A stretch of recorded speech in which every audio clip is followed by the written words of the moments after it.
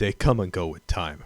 Their face changes, but I have a dream. their words are immortalized. Of course, we're talking about leaders. People who stand up when others are pushed down, who see injustice and stand against it. One such example is Dr. Martin Luther King Jr., one of the leaders of the civil rights movement, and a person whose influence has shaped the nation as we see it today. However, people wonder what makes a leader such as Martin Luther King possible. Is it the character of their personality, their spirituality, or is it something else? We have looked deep, and these are some of the things we have found that made Martin Luther King one of the great leaders.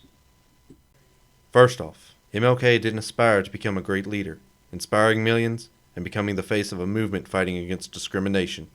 Instead, he was simply a pastor in Montgomery, Alabama, who was asked to lead.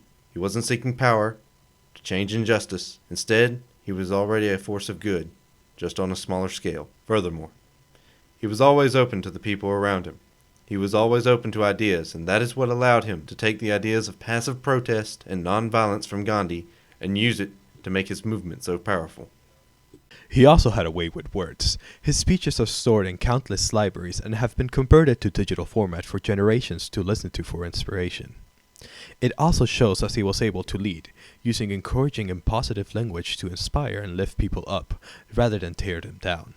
His use of positivity has been adopted by many motivational seminars, even going as far as using the speeches themselves as source material. A third thing he did to lead others was listen to criticism. He would often listen to the complaints of some of his biggest critics and often give rebuttals that left them speechless. Such is the case in 1963 when MLK was arrested in Birmingham. While there, he was sent several letters from local pastors saying his actions weren't very Christian. Rather than blowing them off completely, MLK instead wrote to them, explaining the mission of his cause and how he was instead in the right, emphasizing that he was acting within his moral obligation as a pastor. A great leader is one who can turn criticism into support, either by explaining things more clearly or addressing problems people might be having, rather than cutting them off or giving them no explanation. Finally, King was a man who kept calm under immense stress. Nowhere is that more clear than in 1956 when his house was bombed. The citizens gathered and were ready to give retribution. Thankfully, neither King nor his family were hurt. In the aftermath, he gave only a simple speech. Leaders stand out from the rest in that they have a strong ability to resist giving hasty decisions under stressful situations.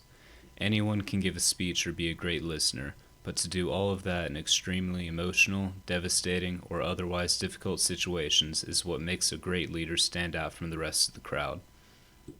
So there you have it. Being a force of change from the beginning. Being open to new ideas and points of view, even those that are critical, while being capable of speaking your mind in a positive way. This is what makes people like MLK so legendary. But the question then follows, what happened to leaders like MLK?